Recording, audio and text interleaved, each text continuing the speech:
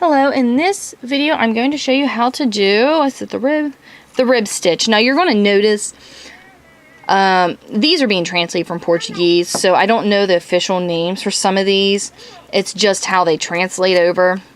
So I think there's actually another rib stitch that looks a lot different.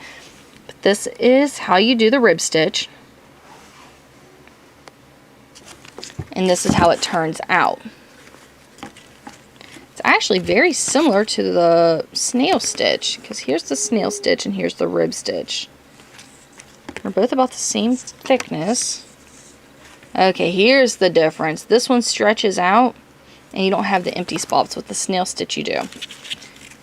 So there you go. It's fairly stretchy. This would actually be very warm scarf. So let's move that back, hold that up so you can see what I'm doing and kind of follow along. Let me move this over.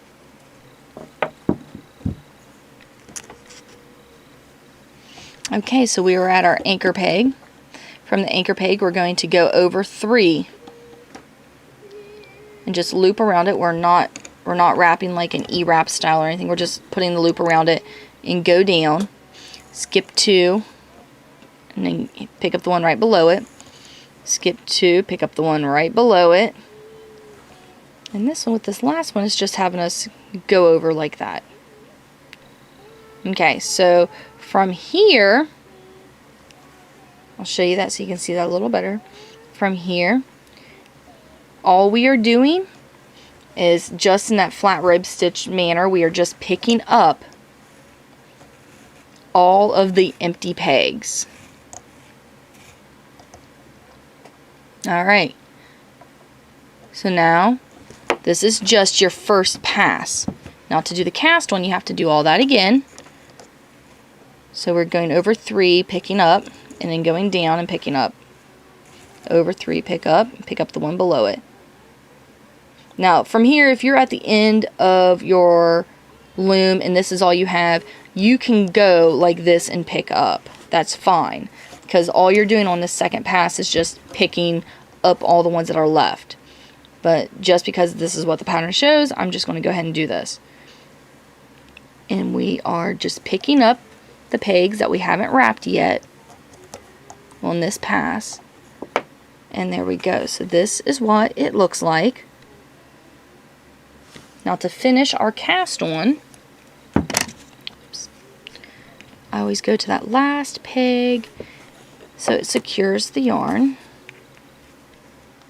You just take that bottom loop, pull it over the top,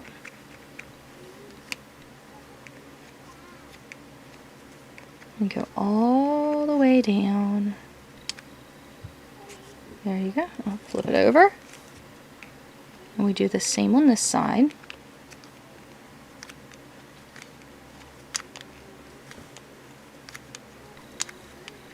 Until we get to that last one. And you can see some of this looks a little loopy right now. Like loose.